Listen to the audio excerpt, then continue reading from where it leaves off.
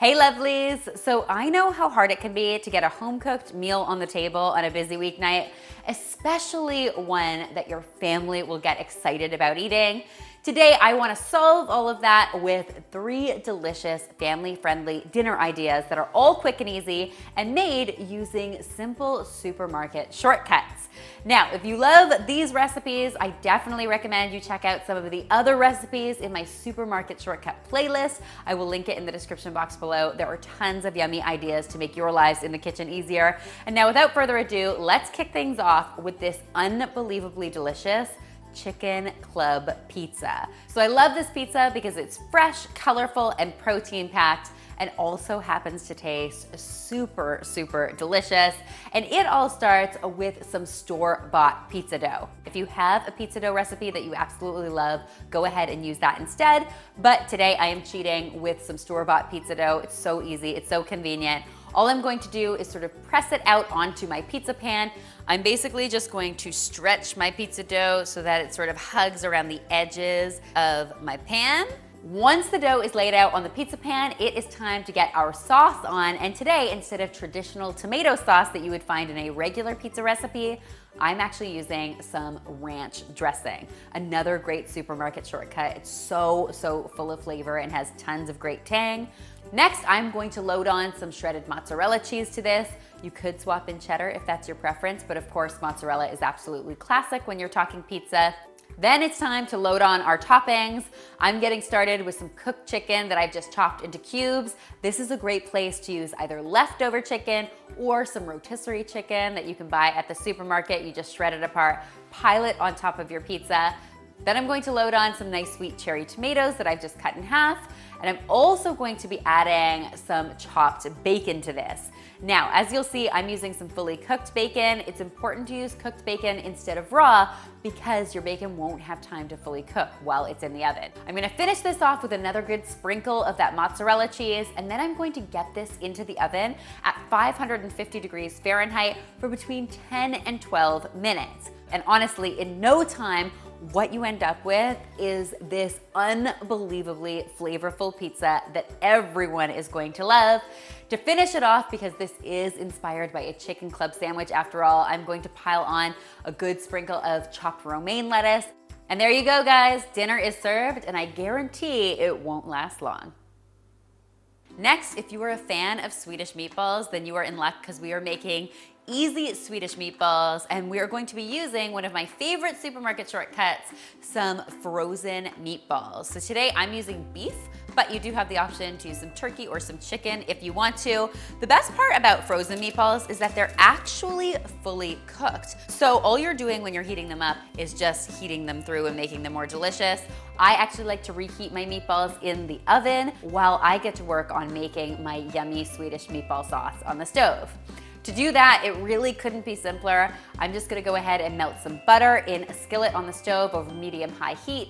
As soon as my butter is melted, I'm going to add some flour to that, and I'm going to stir this mixture really well for say 1 to 2 minutes. At this point, I'm going to go ahead and add some broth to the pan. So because I'm using beef meatballs, I'm actually going to be using some beef broth here. If you're using chicken or turkey, swap in some chicken broth. If you're using veggie meatballs, go ahead and swap in some vegetable broth. Again, super simple stuff. For a little bit of richness and creaminess, I'm also going to be adding some heavy cream to this. If you want to keep this a little on the lighter side, you could go ahead and swap in some milk here instead. Now to add some really tasty flavor to this, I've got a couple great high impact ingredients headed in here. A little splash of Worcestershire sauce, which has a really wonderful savory flavor, as well as a nice helping of Dijon mustard. I'm gonna hit this with some salt and pepper and give it a good stir. And basically, I just wanna let it simmer for 1 to 2 minutes, just until everything has heated through and you'll see there's no more lumps of flour anywhere in your sauce. Then it's time to add my cooked meatballs into the skillet. I like to give those a stir and then let them cook up for another, say, 2 to 3 minutes. That's really all it takes for this dish to be done. All I'm going to do is stir in a little freshly chopped parsley, and then I really love serving these over some cooked egg noodles. If you want to swap in some mashed potatoes or even some rice here, all of those options are really great. Quick, easy, and totally kid approved. What is not to love? Finally, guys, I'm sharing an idea that I think is going to be a surefire hit with all the kids. These are crispy ravioli bites. We're going to get started by cooking up some store-bought ravioli. So this is my supermarket shortcut here. You can find the fresh ravioli in the deli section at your supermarket. I'm using a cheese and spinach version, but of course you can use any flavor that you like. All I'm going to do is get started by cooking my ravioli in some boiling water. All it takes is say 3 to 5 minutes. You wanna make sure your ravioli is nice and tender, but you don't wanna overcook it because you don't want it falling apart. So make sure you sort of undercook it by a minute or so, I would say. While your ravioli is cooking, you can get to work on your crispy breadcrumb mixture.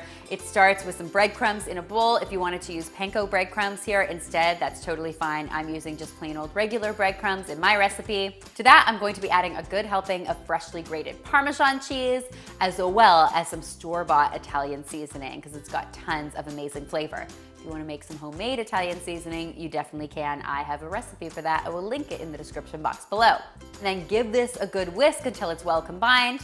Then you can turn your attention back to your stove where hopefully your ravioli is finished cooking.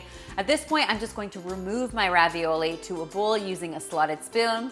And while it's still nice and hot, I'm actually going to toss it in some store-bought Italian dressing. Another great supermarket shortcut for you.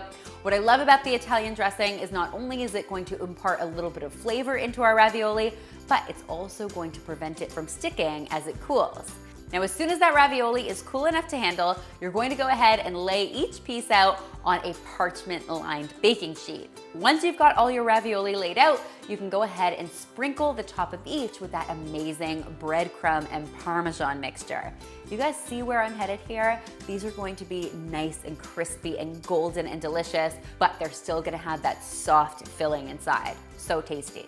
We're going to get these into the oven at 400 degrees Fahrenheit for between, say, 8 and 10 minutes. You want them to be nice and golden and crisp on top. As soon as they come out of the oven, they are ready to be enjoyed. I like serving them up with some warmed marinara sauce for dipping. And oh my gosh, guys, these are sort of like potato chips, but honestly, the best potato chips you've ever had. Pasta chips, if you will.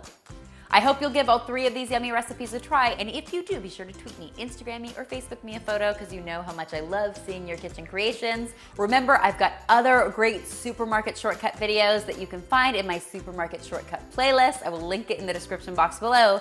And finally, if you haven't already, be sure to subscribe and hit the notification bell because there is lots more deliciousness where this came from.